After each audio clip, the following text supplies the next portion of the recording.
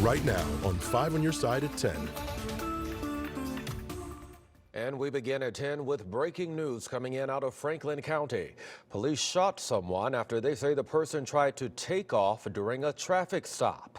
You're looking at video now. This is the scene at Highway 30 in St. Clair. Police say they pulled the car over when the driver failed to stay in their lane. Well, during the stop, the suspect tried to take off, dragging the officer. That's according to police. The officer then shot the driver. The suspect was taken to the hospital and is expected to be okay. We will keep you updated with the very latest information as we get it. Taking a closer look now at your weather first forecast, we have a live look over the Mizzou campus. Rainfall in mid-Missouri is expected to head to the St. Louis area. Good evening. I'm Brent Solomon. The rain follows an unseasonably warm December afternoon, and we're just a week away from the first day of winter. Chief Meteorologist Scott Cotton now with much more. Scott, the rain could bring a cool down. It will bring a bit of a cool down, especially as we head towards early next week. Certainly, we're not going to be 60 tomorrow or Sunday, and tomorrow is not the pick day of the weekend because of the rain spreading into the bi-state area. It's not a washout all day, but a good chunk of the morning and a good chunk of the evening, it looks like, could be wet in many locations. Right now, things seem to be moving along pretty well out at Lambert. We're still dry in the metro area. And even though down to the southwest of St. Louis, as you go down from Potosi along Highway 8 back towards Steelville, starting to pick up some rain there, also out in Gasconade County. It's showing up on the radar as being somewhat impressive, but in reality, the air is so dry, it's just a little bit of rain right now. The whole system's going to keep pushing east. Our rain chances really ramp up in the metro area after midnight, and those rain chances will continue into tomorrow, especially during the morning hours. We're going to break down the timing on that rain for tomorrow into tomorrow night, when it moves out, and when the really cold air moves in and just how long it stays. We'll see you in about 10 minutes, Brett. All right, Scott, we'll be looking forward to that. Right now, a man is dead after a hit and run in South City. It happened near a Quick Trip at Graveway and Nebraska Avenues. The victim suffered head trauma and had to be rushed to the hospital. That's where he died. No word on what type of car was involved, but police are investigating. Crews are working to figure out what led to that crash.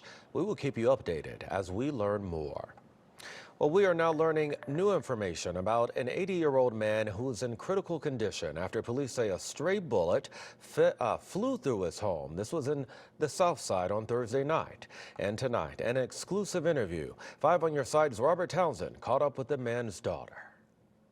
80-year-old Denver Nichols was enjoying a quiet night at home with his 78-year-old wife, their beloved Pooch and cat in South St. Louis. Suddenly, around 7:30 that Thursday evening, my mom heard 2 shots. Eileen Balmer says her mom then saw her husband had been shot in his right arm. It was his right hand. He is right-handed. He couldn't call 911. Nichols' wife called police. Paramedics arrived and rushed him to a hospital in critical condition. I'm pretty sure the police were there before by a couple of minutes.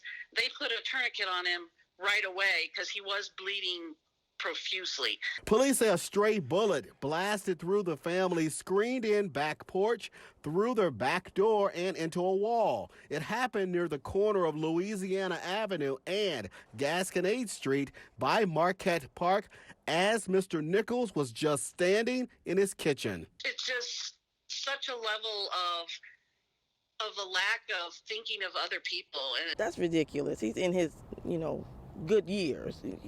He needs to just feel safe in his house. The 80-year-old retired business owner underwent surgery on Friday. Now, after just 3 weeks of rehabbing their home and living in this Dutchtown neighborhood, this innocent shooting victim and his family want to move. He's totally reversed. My mom didn't want to move into the city at all. It's a little over a week until Christmas, and you bet Eileen Balmer is definitely counting her blessings. She still has her dad this holiday season.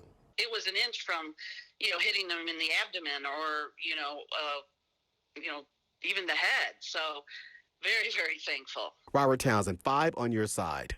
And police are still trying to figure out who fired the shot. If you know anything, call Crime Stoppers at 866-371-TIPS. Police believe a man accused of raping a girl over the course of 7 years in Jefferson County may have more victims.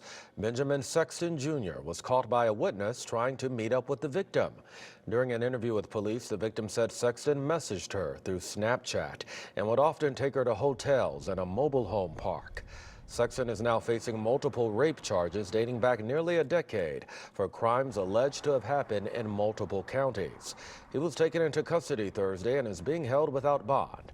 Other victims should call the Jefferson County Sheriff's Office at the number on your screen, 636-797-5515. Within just the past few hours, we've learned that the St. Louis University Hospital Nurses Group announced a 2-day strike later this month. It will happen on December 27th at 7 a.m. through December 29th at 6:59 a.m. About a week ago, nurses voted to approve a call for a strike. Registered nurses there are concerned about the hospital outsourcing their jobs. Just hours ago, more than 180 staff members at the Northview Village Nursing Home walked out. Today was payday, but there was no pay.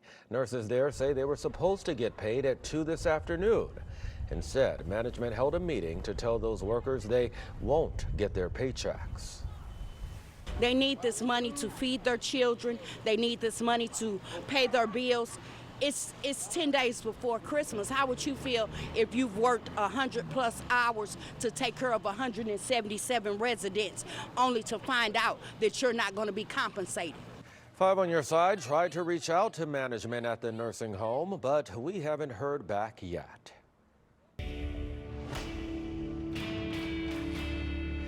Well, tomorrow is the very last day to send out your packages by regular mail if you want them to arrive by Christmas. Brandon Lewis from our National Verify team looks into social posts claiming you can save on shipping by buying your postage from certain websites. There are dozens of social posts promoting websites that claim to offer big savings to send out your next package, including this one with more than 100,000 views. If you're going to the post office to pay to ship your packaging, you are literally wasting so much money. But are shipping partner websites legit? Our sources are the U.S. Postal Service, the U.S. Postal Service Office of Inspector General, online shipping platforms Pirate Ship and Shippo, and an independent check of postage prices.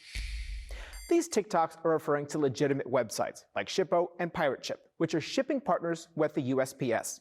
This partnership gives them the ability to let customers print USPS shipping labels at discounted rates, and the Postal Service handles the delivery. We created a free account and tested to see just how much we could save. Postage for an 8-ounce box from Seattle to Denver was about 26% cheaper on Pirate Ship than at the post office, while on Shippo, a 9-pound box from Houston to Washington, D.C. came with a 37% savings over the post office. So, yes, shipping partner websites like Shippo and Pirate Ship are legit. Not every website advertising cheap postage is legit though, so before buying, check the Postal Service's list of authorized partners on its website so you don't fall victim to a scam. With your Verify, I'm Brandon Lewis. And as always, if there's something you'd like us to verify, email us at verify@ksdk.com. Still ahead, sheltering in at the animal shelter. How one shelter is working to give all their animals a home this weekend.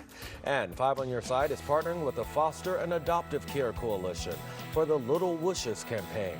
You can brighten up the holidays for a kid in foster care from the comfort of your couch. Just head to ksdk.com/littlewishes. There are under 100 wishes left to grant before December 20th. Well, workers at a St. Louis animal shelter are sheltering in to help make sure pups find a home for the holidays. And they need to fully clear out by Monday so that staff can make building repairs. Shelter staff and volunteers will sleep over at KSDK this weekend to help make that happen. Staff members say that the shelter is not the ideal place for these pups, especially around this time of year. Adoption hours are being extended this weekend. They'll now be open from 10 a.m. until 7 p.m. on Saturday and Sunday. And an added bonus, adoption fees will be waived until Christmas. Chief Meteorologist Scott Connell is standing by now with your weather first forecast, and you're monitoring some chances of rain. We are. We're looking at that potential for showers really ramping up here over the course of the next couple of hours. Nothing in the immediate next hour or so around St. Louis, but some of these showers down to our southwest are getting a little more intense, at least on the radar screen. They're having to fight the dry air, but certainly this is enough, we think, to be putting down a bit of rain to get the roads wet. That would be heading down Highway 21, heading down towards Highway 8. And in the metro area, it's generally just cloudy. And we're still mild, 53 degrees at Lambert right now. But notice your dew point temperature here, 24. The air is extremely dry. The relative humidity just 32%. 63 was our high today. We won't be doing that for the next few days. But by the same token, it's not all that cold tonight. Temperatures do drop back into the 40s as the rain spreads in, caused by these two systems coming together across the bi-state region as we head through this weekend. So this leading edge of rain fighting the dry air, eventually it overcomes it, and then you'll have waves of showers sliding through as we head through tomorrow. Futurecast brings the rain in here right after midnight in St. Louis. 5, 6 o'clock, we may have some breaks, but then there's more pretty widespread showers through the morning hours. We're still in the 40s tomorrow, close to 50 degrees for the high. We think going into the mid-afternoon hours, there's a bit more of a break around St. Louis, but then into the evening, probably looking at more showers swinging through that are a bit more widespread before everything tends to pull away from us as we head towards late Saturday night and Sunday. Rainfall amounts probably a little heavier off to the east of St. Louis. We've seen several trends with more than a half an inch of rainfall stretching into the metro east and farther to the north and east. Sunday, near 50, skies will be clearing. But Monday, this system goes up the East Coast. We're going to whip in cold winds. Look at this. These are highs on Monday. We haven't had these for lows in some cases. We're talking 30s to around 40 for the high. And your weather first inflatable alert.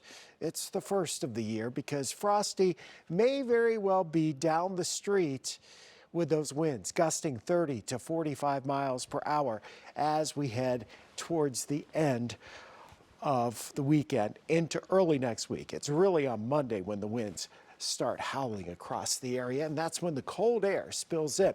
But you know what, Brett? After we get past Tuesday morning in the teens and mid-20s, we're going to start a warming trend, and by Wednesday through Christmas, it looks like we're back up around or above 50 degrees. So don't get used to those cooler temps. Yeah, they're only lasting just the whole winter so far. It's been about like that. Just All a right. quick hit. Yeah. All right, Scott, thank you much. You bet. Well, that's your news and weather, but stay tuned. It's now time for 5 on your sideline.